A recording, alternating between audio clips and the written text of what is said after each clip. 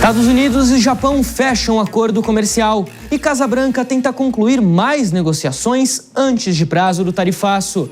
Na França, Emmanuel Macron confirma que o país será o primeiro do G7 a reconhecer Estado palestino a partir de setembro. O Parlamento de Israel vota pela anexação da Cisjordânia e aumenta a tensão na região. Você vai ver também: divulgação de arquivos do caso Epstein causa crise política nos Estados Unidos. Meu nome é Fabrício Naitz, que pela próxima meia hora nós vamos navegar juntos pelos principais assuntos do mundo. O JP Internacional está no ar.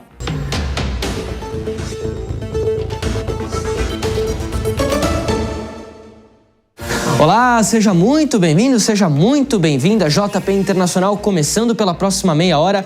Muita coisa para a gente discutir aqui no nosso programa. E a gente começa essa semana falando sobre economia. Os Estados Unidos e o Japão, duas das maiores economias do mundo, chegaram a um acordo comercial para evitar o tarifaço instituído pelo presidente Donald Trump, ou pelo menos parte dele. Foram 8 rodadas de negociações para que os dois países chegassem a esses termos que a gente vai apresentar para vocês a partir de agora. Os produtos japoneses exportados para os Estados Unidos serão tarifados em 15%, menos do que os 25% ameaçados por Donald Trump lá no começo do mês. Já no ramo dos automóveis, onde estão concentrados 8% dos empregos do Japão, as tarifas também serão de 15%, incluindo 2,5 pontos percentuais que já existiam anteriormente. Já os setores do aço e do alumínio, isso mexe diretamente com a economia aqui do Brasil, não foram incluídos nesse acordo e vão continuar com as tarifas de 50%. Em troca da redução da taxação que a gente vinha falando, o Japão se comprometeu a investir até 550 bilhões de dólares nos Estados Unidos. Isso porque o país asiático já é o que mais investe no território americano, se você considerar todos os países do mundo. O que a gente pode esperar, então? Mais investimentos nas áreas de semicondutores, e isso é muito importante hoje em dia, produtos farmacêuticos, energia e também tecnologia, principalmente a questão da inteligência artificial. E além disso tudo, os Estados Unidos também esperam ter um acesso ainda maior ao mercado japonês. Os americanos querem ampliar a presença de marcas de automóveis no país asiático e também de produtos agrícolas como o arroz. Agora, quando a gente fala de marcas de automóveis, a gente lembra, o Japão é um país com várias montadoras conhecidas que vendem tanto para os Estados Unidos quanto aqui para o Brasil. Historicamente, esse é um mercado onde o Japão consegue mandar muito mais veículos para os Estados Unidos do que o contrário. As montadoras americanas não conseguem ir muito bem lá no Japão. Agora, será que esse acordo ficou bom? Para falar mais sobre isso, a gente recebe o professor de administração da ESPM, Jorge Ferreira. Professor, seja muito bem-vindo ao JP Internacional. Boa tarde, Fabrício. Um prazer receber você por aqui. Professor, a gente vinha analisando muito bem esse acordo. O primeiro-ministro do Japão, Shigeru Ishiba, afirmou que é uma boa negociação para os japoneses, porque de todos os países que têm superávit comercial com os Estados Unidos, o Japão é quem acabou ficando com a menor taxação. Faz sentido, então, entender que esse é um acordo positivo para o Japão nesse momento, nesses termos que a gente viu aqui? Inclusive ele foi a público falando, né, o primeiro-ministro falando que foi uma vitória diplomática, né? O acordo faz sentido no atual cenário, né? O Japão ele tinha uma preocupação muito grande com a tarifação de 25%. A economia japonesa ela vive uma situação que é um pouco diferente das dos demais países, né? Ela vem de uma estagnação muito grande, um ambiente pouco inflacionário, e aí eles têm até uma meta, o Banco do Japão, Bank of Japan, né? Ele tem, que é o Banco Central japonês, ele tem uma meta de inflação sustentada. Ele é um exercício contrário do que o que a gente conhece, né? Normalmente os bancos centrais, eles tentam conter a inflação. A preocupação do Banco Central do Japão durante muito tempo era uma preocupação com a estagnação econômica, e nos patamares dos 25%, a economia japonesa ela acabaria não cumprindo a meta de 2% de inflação. Com esses 15%, a política monetária japonesa volta para o jogo. né? Já tem os próprios representantes do Banco Central japonês falaram que com esse acordo, a política monetária japonesa possivelmente vai voltar para o ambiente que eles chamam meta inflacionária sustentada, que dá para o Japão um pouco de condições de retomar uma condição de consumo mais favorável, que favoreça o crescimento e não a estagnação, né, na quantidade de inflação que o Banco Central japonês acha adequada, que é de 2% ao ano. Mas eu reitero que esse acordo ele é uma vitória considerando o atual ambiente internacional, que recebe os nomes que a gente tem dado: tarifaço, guerra tarifária. Dentro desse cenário em que a gente tem uma mudança de posicionamento dos Estados Unidos, é sim uma vitória para o Japão, né? Pois é, a gente falava até ano passado, né? A tarifa média para importação lá nos Estados Unidos era de 2,5% a 4,5%. Agora esse número mudou muito, a gente está aqui diante de um outro cenário. Professor, o que a gente tem escutado de muitos economistas ao redor do mundo nessas últimas semanas é de que uma tarifa de até 15% aplicada pelos Estados Unidos contra outro país, como é o caso do Japão, ela não chega a ser exatamente tão impeditiva assim, que essa é uma tarifa que, embora seja alta, acima daquele patamar que eu mencionei do ano passado, ela permite que o mundo consiga manter a economia girando, ainda que em passos mais lentos. Você acredita que esse é o limite da taxação dos Estados Unidos, que faz com que a economia continue girando sem provocar um risco de uma recessão mundial? Ou a gente está falando ainda de 15% como um valor muito alto? 15% é um valor muito alto. O que os economistas têm comentado é o seguinte: para indústrias muito eficientes e para empresas prestadoras de serviço também muito eficientes, os 15% eles podem ser contrabalançados pela eficiência daquela indústria ou do prestador de serviço, né? Os serviços não entram muito, não estão no âmbito das tarifas, então vamos ficar mais no âmbito da indústria mesmo, né? Para uma indústria muito eficiente, aí você citou, né, o caso da indústria automotiva japonesa, que é muito eficiente, né? Esses 15% eles podem ser absorvidos dentro dessa pujança de eficiência que a indústria tem. Então, assim, é um valor limite.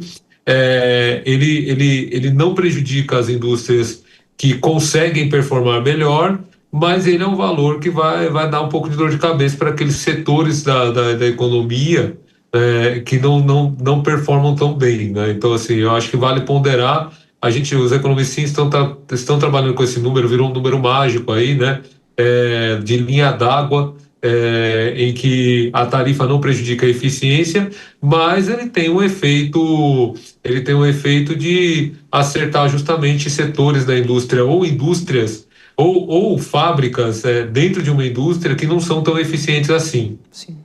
Agora, professor, tem uma outra questão aqui interessante para a gente tratar, né? Economia não se trata apenas de números. Então a gente fala aqui da questão humana também. O mercado japonês, a gente fala principalmente dos automóveis, ele costuma ser um mercado bem voltado para a produção local mesmo, né? As montadoras japonesas reinam no Japão, isso não é segredo para ninguém. Esse acordo fala de uma abertura cada vez maior para produtos americanos nesse mercado. Mas uma coisa é você ter isso no papel, outra coisa é isso acontecer na prática. Você acredita que os americanos vão conseguir de fato essa entrada no mercado japonês, principalmente nesse setor de automóveis, ou a situação deve continuar mais ou menos como já é hoje em dia?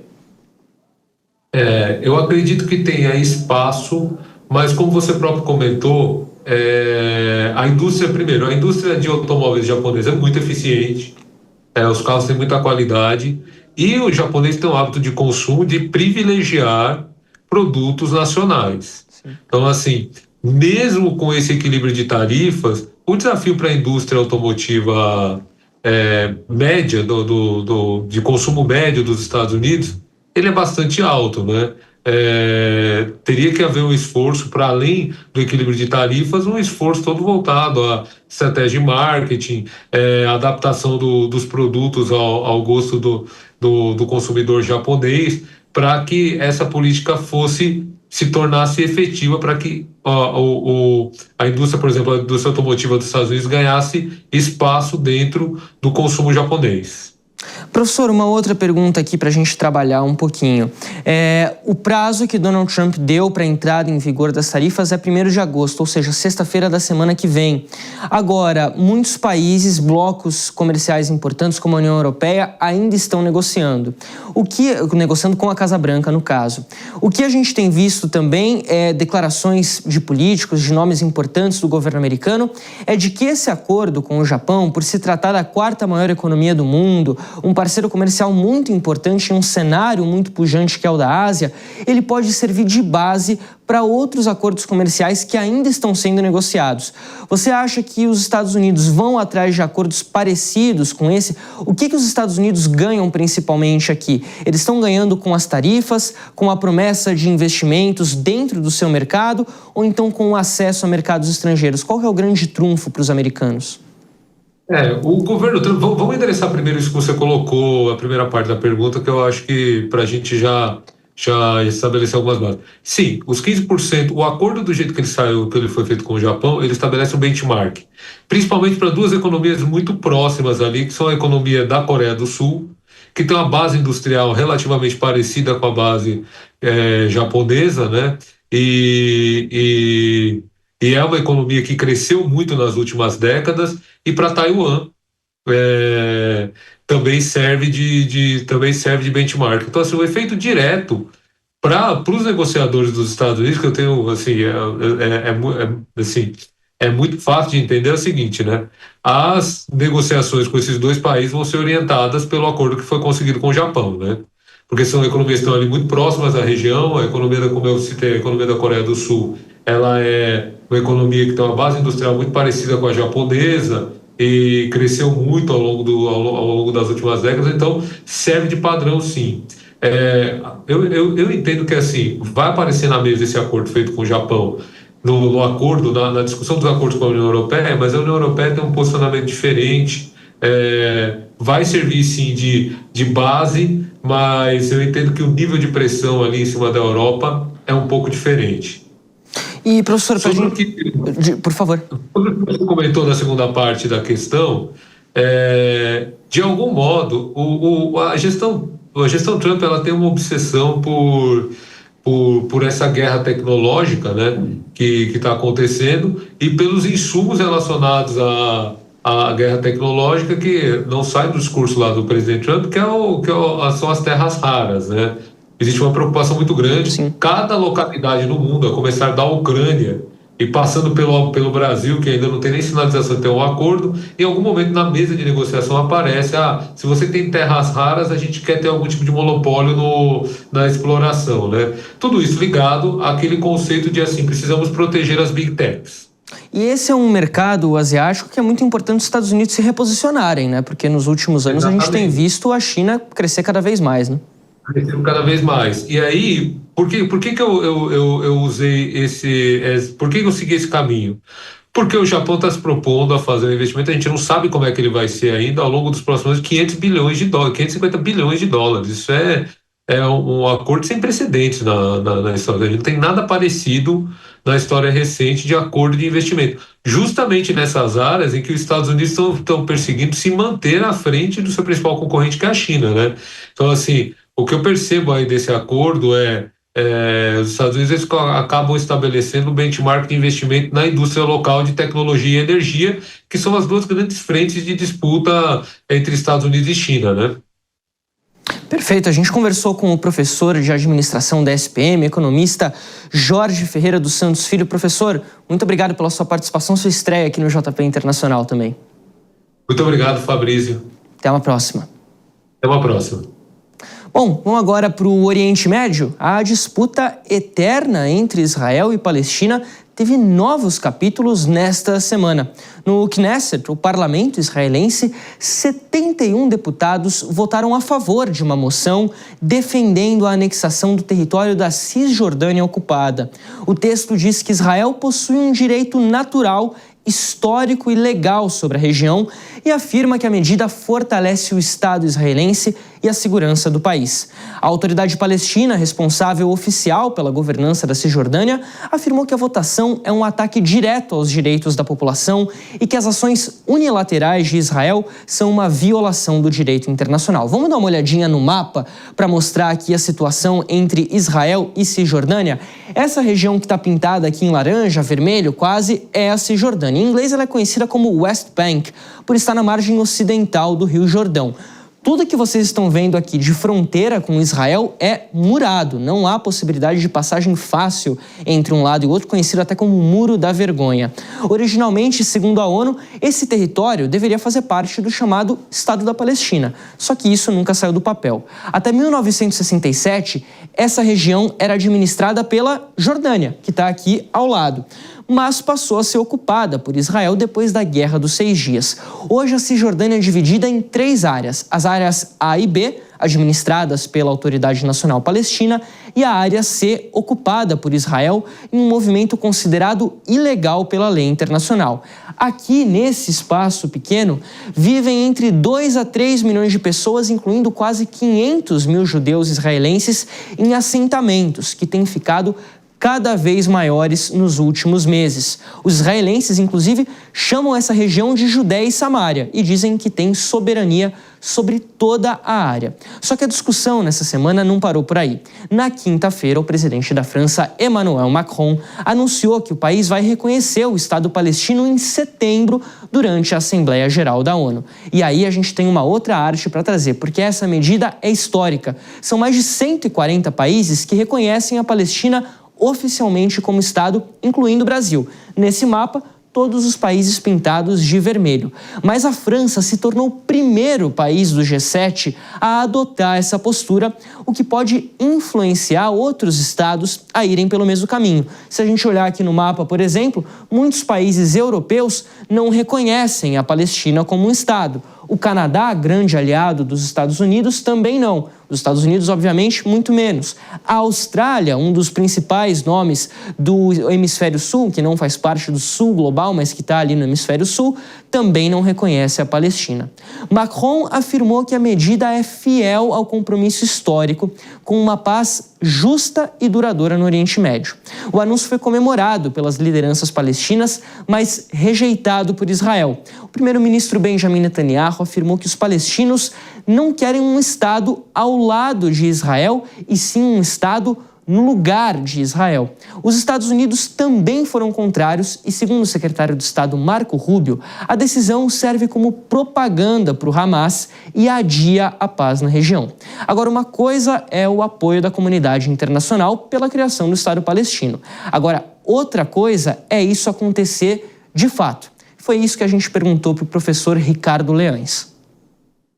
Eu acho que tem 2 questões importantes. Primeiro, qualquer país, para que ele exista de fato, ele tem que existir de fato e ele tem que ser reconhecido pelos demais. No caso da Palestina, de alguma forma, ele está acontecendo no sentido contrário. Ele não existe de fato, mas ele está sendo reconhecido pelos demais. Nesse sentido, é possível que haja realmente uma sinalização positiva sem que necessariamente ocorram medidas concretas. Para que esse reconhecimento formal se torne efetivamente na criação de um Estado palestino, sem dúvida, deveria haver uma pressão efetiva da comunidade internacional sobre o Estado de Israel.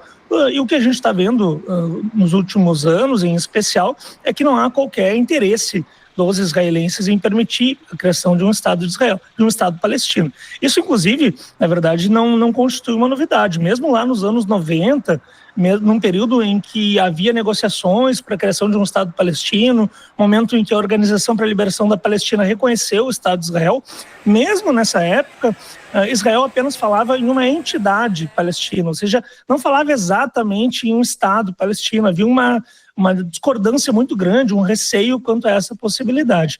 Então, de fato, sem uma pressão concreta sobre o Estado de Israel, é impossível que o Estado palestino saia do papel.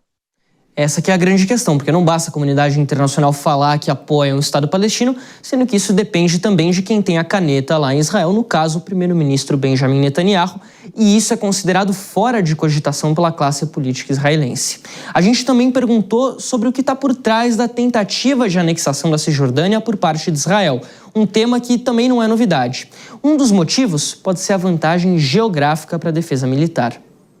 Ela é contraproducente no sentido de quem quer a paz e de quem deseja que os palestinos tenham o seu próprio Estado. Agora, se a gente pegar a história do movimento sionista e a história do Estado de Israel, se trata, na verdade, da consolidação de um processo que vem há muito tempo. Como tu bem colocaste, essa região da Cisjordânia, ela tem, para além de tudo, ela tem duas importâncias fundamentais. A primeira delas é uma importância histórica. Não é fortuito que os israelenses chamem essa região de Judéia e Samaria, porque realmente é uma referência ao antigo Império de Israel no passado. Então, eles têm realmente um componente simbólico muito grande em relação a essa região. Além disso, essa região é muito importante do ponto de vista geopolítico, porque ela é uma região pontuada por muitas montanhas. E nas relações internacionais, nos estudos de guerra, essas regiões montanhosas elas são sempre benéficas para o país que as tem, para ele se proteger de um eventual invasor.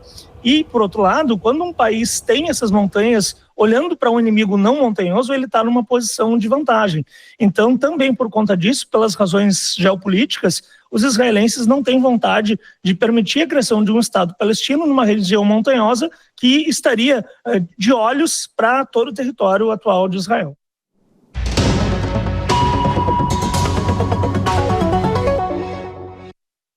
Hora da gente conferir o que foi destaque no mundo nos últimos dias no Radar Internacional, que trouxe todas as principais manchetes aqui pra gente. Vamos começar pelo Sudeste Asiático.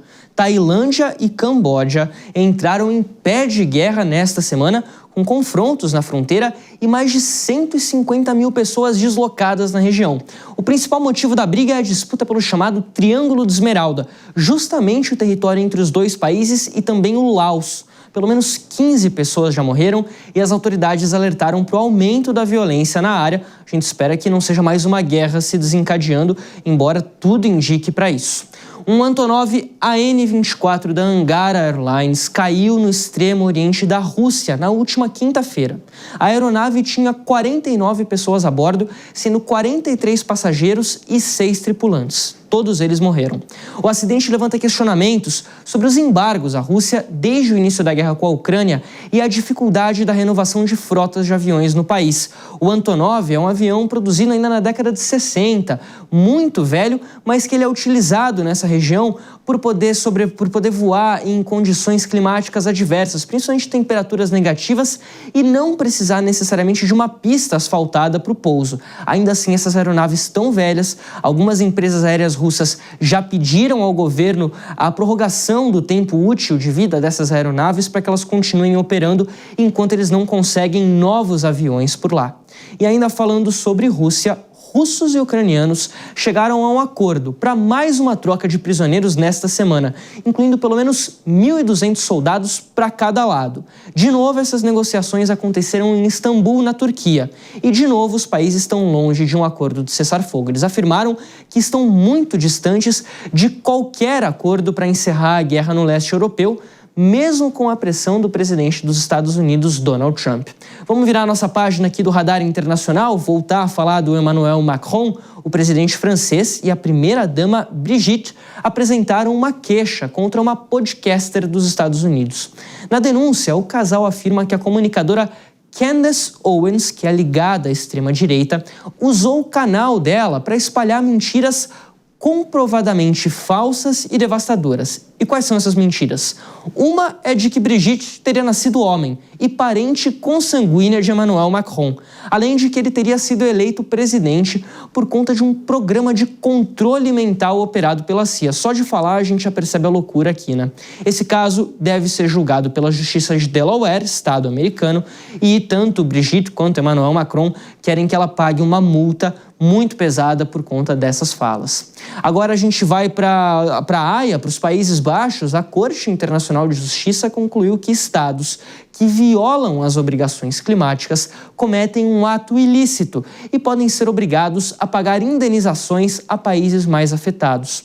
O parecer também classificou as mudanças climáticas como uma ameaça urgente e existencial. Esse caso foi comemorado por países menores, como Vanuatu, lá na Oceania, que é um desses países que tem a possibilidade de desaparecer nos próximos anos, nas próximas décadas, por conta do aumento das marés. E é considerado como a maior decisão da Corte até hoje sobre esse tema.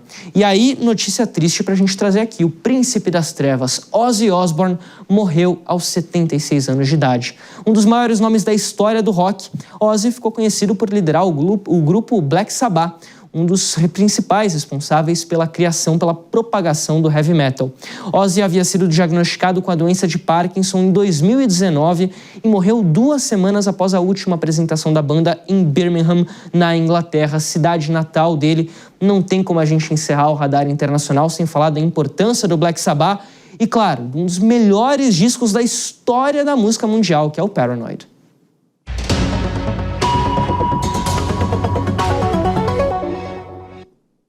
Nos Estados Unidos, a demora da liberação dos arquivos de Jeffrey Epstein tem alimentado teorias da conspiração e prejudicado a imagem do presidente americano Donald Trump. Quem traz todas as atualizações é a Bruna Milan. A Casa Branca excluiu o The Wall Street Journal do grupo de jornalistas que cobrirão a próxima visita do presidente Donald Trump à Escócia, após o jornal publicar que o republicano teria enviado uma mensagem de aniversário obscena para Jeffrey Epstein, acusado de crimes sexuais. A informação gerou forte reação do republicano, que processou o veículo e o magnata da mídia Rupert Murdoch por pelo menos 10 bilhões de dólares, negando qualquer envolvimento com o conteúdo atribuído a ele. O caso ganhou novas proporções e ameaça dividir a ala mais conservadora de seu movimento Make America Great Again, especialmente após denúncias de que o governo estaria tentando encobrir detalhes do caso Epstein, morto em sua cela em 2019 antes de ser julgado. Em meio à pressão da base trumpista, a Casa Branca endureceu a postura. A morte de Epstein continua alimentando teorias da conspiração, especialmente por uma suposta lista secreta de clientes que nunca teria vindo à tona. No dia 7 de julho, o Departamento de Justiça e o FBI divulgaram um relatório conjunto afirmando que não há provas da existência da lista nem de chantagem, o que levou uma enxurrada de mensagens de fúria entre perfis alinhados ao MAGA nas redes sociais. Para tentar conter os danos, o vice-procurador-geral dos Estados Unidos, Todd Blanc, anunciou que irá se reunir com Ghislaine Maxwell, ex-parceira de Epstein, condenada por tráfico sexual. O objetivo seria obter informações adicionais e reduzir a pressão sobre o governo Trump. Segundo Blanc, o FBI revisou as provas e não encontrou nada que justificasse uma investigação contra terceiros não acusados. No entanto, completou: se Ghislaine Maxwell tiver informações sobre alguém que cometeu crimes contra as vítimas, o FBI e o Departamento de Justiça ouvirão o que ela tiver a dizer. Mesmo assim, a crise política continua se aprofundando. Visivelmente irritado com sua dificuldade de conter os protestos internos, Trump atacou membros do próprio partido. Alguns poucos republicanos estúpidos e idiotas estão colaborando com os democratas, declarou o presidente. A situação chegou ao Congresso, onde a Câmara dos Representantes ficou paralisada nesta semana por uma tentativa de forçar a votação de uma resolução exigindo a publicação de documentos judiciais sobre Epstein. O líder da casa, Mike Johnson, chamou a iniciativa de manobra política e declarou que a divulgação ampla colocaria em risco as vítimas dos crimes. Sem consenso, os parlamentares foram enviados para um recesso antecipado de 1 mês. Na tentativa de mudar o foco da imprensa, Trump partiu para o ataque ao ex-presidente Barack Obama. Durante um evento com o presidente filipino Ferdinand Marcos Jr., Trump foi questionado sobre o caso Epstein. Não acompanho isso de perto, respondeu antes de disparar. Obama liderou um golpe de Estado, tentou roubar a eleição de 2016. Isso é traição. Disse ainda que o verdadeiro escândalo era a caça às bruxas liderada pelo ex-presidente democrata. As acusações sem provas incluem nomes como Joe Biden, James Comey, James Clapper e John Brennan. Para Trump, todos fariam parte de uma suposta conspiração para minar sua liderança. O líder da quadrilha era Obama, afirmou. Em resposta, o porta-voz do ex-presidente classificou a fala como indigna e uma tentativa fraca de distração. A diretora de Inteligência Nacional, Tulsi Gabbard, aliada de Trump, pediu que altos funcionários do governo Obama sejam processados por conspiração. Analistas políticos apontam que os ataques fazem parte de uma estratégia para apresentar Trump como vítima da traição democrata e reengajar sua base radical em meio à tempestade gerada pelo escândalo Epstein, um caso que continua cobrando um alto preço político ao atual governo. Mais um assunto para a gente acompanhar envolvendo a Casa Branca. O JP Internacional dessa semana vai ficando por aqui, mas a gente segue de olho em tudo que acontece ao redor do mundo. Nosso próximo encontro é no sábado que vem e, claro, ao longo de toda a programação da Jovem Pan News. Muito obrigado pela sua companhia. Até a próxima. A opinião dos nossos comentaristas não reflete necessariamente a opinião do Grupo Jovem Pan de Comunicação. Realização Jovem Pan.